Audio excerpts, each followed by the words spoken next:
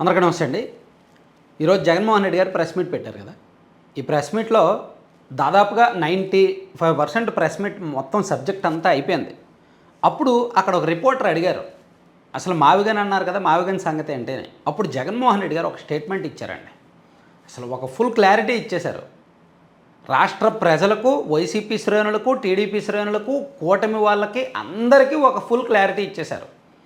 వచ్చే ఎన్నికలు మావిగన్ వర్సెస్ అమరావతి. మావిగన్ కావాలి అనుకున్న వాళ్ళు వైసీపీకి ఓటేస్తారు, అమరావతి కావాలనుకున్న వాళ్ళు చంద్రబాబుకి, టీడీపీ కూటమికి ఓటేస్తారు. సో చూద్దాం ప్రజలు ఏమి నిర్ణయిస్తారో చూద్దాం, ప్రజా మద్దతు మావిగన్కు ఉందో లేదో చూద్దాం అని జగన్మోహన్ రెడ్డి గారు చాలా క్లారిటీగా చెప్పారు. would be fought on the battle Mavigan versus Amravati. Yes, we would stand by it. We are for Mavigan. Everybody who is for Mavigan will vote for ISRCP. Everybody who is for Amravati will vote for Chandrababu. We will stand by it. We will make it an election issue for them. We'll put it up in the manifesto also. Mavigan, YSRCP.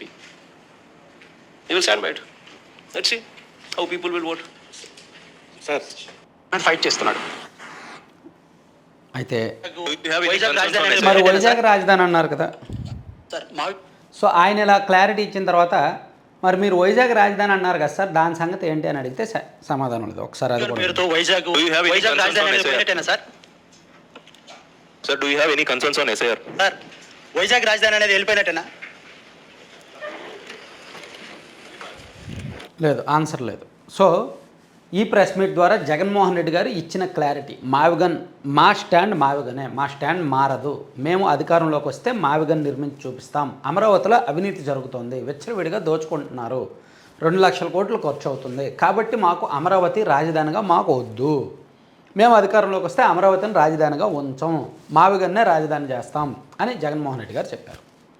ఇది so దీన్ని base చేసుకొని ఇది మేనిఫెస్టోలో పెడతామన్నారు, దీన్నే ఎన్నికల ప్రచారాస్త్రంగా వాడుకుంటామన్నారు, ఎన్నికల agenda కూడా దీంతోనే వెళ్తామని చెప్పారు. నిజంగా అలా చెప్పడానికి గట్స్ ఉండాలి. 3 సంవత్సరాలకు ముందే ఒక క్లారిటీ ఇవ్వడం. నేను అనుకోవడం 3 సంవత్సరాలకు ముందే వైసీపీ శ్రేణుల్లో గుండెల్లో రాయి దించారు జగన్మోహన్ రెడ్డి గారు. 3 సంవత్సరాలకు ముందే తన ఓటమికి తనే ఒక సరైన కారణాన్ని ఎంచుకున్నారు జగన్మోహన్ రెడ్డి గారు అనిపిస్తుంది నాకు. అండ్ అలా చెప్పడానికి గట్స్ ఉండాలి. నిజంగా మేము అధికారంలోకి వస్తే ఇప్పుడు నిర్మాణంలో ఉన్న రాజధాని ఉంచం, కొత్త రాజధాని తీసుకొస్తామని చెప్పడానికి గట్స్ ఉండాలి. ఆ గట్స్ జగన్మోహన్ రెడ్డి గారిలో ఉన్నాయి కాబట్టి ఆయన చెప్పాడు. సో చూడాలి ప్రజలు దీన్ని ఎలా రిసీవ్ చేసుకుంటారని. అయితే ఇక్కడ వైసీపీ వాళ్ళు చేసింది ఇదేంటంటే 3 సంవత్సరాల టైం ఉంది వైసీపీ వాళ్ళకి. వాళ్ళు జనంలోకి వెళ్ళి ఎక్స్ప్లెయిన్ చేయడానికి టైం ఉంది. మావిగన్ మేము అధికారంలోకి వస్తే మావిగన్ తీసుకొస్తాం, దానివల్ల ప్రయోజనాలు ఏంటి, అమరావతికి మావిగన్కి తేడా ఏంటి అనేది ఎక్స్ప్లెయిన్ చేయడానికి వాళ్ళకి టైం ఉంది. అట్ ద సేమ్ టైం కూటమి వాళ్ళకి కూడా 3 సంవత్సరాల టైం ఉంది. వచ్చే ఎన్నికల నాటికి అమరావతిని పూర్తి చేశారనుకోండి, దాదాపుగా 80% భవనాల నిర్మాణం పూర్తి అయిపోయింది అనుకోండి, అమరావతి కోసం మేము ఇంత 50,000 కోట్లు ఖర్చు పెట్టాము, రాజధాని ఇప్పుడిప్పుడే సిద్ధమైంది, రాజధానికి ఇన్ని పెట్టుబడులు వస్తున్నాయి, క్వాంటమ్ డెవలప్ చేసాము, క్వాంటమ్ కింద పెట్టుబడులు వచ్చాయి, సో దేశంలోనే అత్యున్నత రాజధానిలో ఇది కూడా ఒకటిగా ఉంది, సో వాళ్ళు అధికారంలోకి వస్తే దీన్ని ఉంచరు, కాబట్టి మీరు మాకే ఓటేయండి అని కూటమి వాళ్ళు అడగడానికి కూడా ఒక అవకాశం జగన్మోహన్ రెడ్డి గారు కల్పించారు. వైసీపీ వాళ్ళకి అవకాశం కల్పించారు, ఆ పార్టీని రిస్క్లోకి నెట్టారు. కూటమి వాళ్ళకే అవకాశం కల్పించారు అండ్ కూటమి వాళ్ళలో కూడా ఒక సవాల్ విసిరారు, చూసుకోండి మీ అమరావతి మీరు ఎలా ప్రమోట్ చేసుకుంటారో, మీరు ఏం చేస్తారో చేసుకోండి అని. సో మొత్తానికి బాగుంది. ఈ క్లారిటీ 3 సంవత్సరాలకు ముందే రావడం మాత్రం మంచి విషయం. సో ఇప్పుడు పర్సనల్గా ఎవరికి వాళ్ళు డిస్కస్ చేయండి, డిబేట్ చేసుకోండి. ఇప్పుడు జగన్మోహన్ రెడ్డి గారు ఈరోజు ఇచ్చిన స్టేట్మెంట్ మీద నాకు తెలిసి ఈరోజు సాయంత్రం, రేపు, ఎల్లుండి ఒక 4-5 రోజుల పాటు దీని మీద డిబేట్ జరుగుద్ది, డిస్కషన్ జరుగుతూనే ఉంటుంది.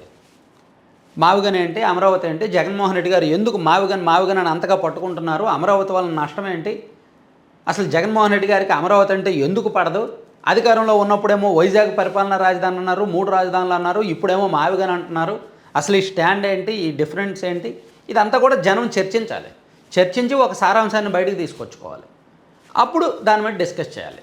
యాక్చువల్లీ ఈరోజు ప్రెస్ మీట్లో జగన్మోహన్ రెడ్డి గారు లేవనెత్తిన ప్రధానమైన అంశం సాయికృష్ణ కేసు.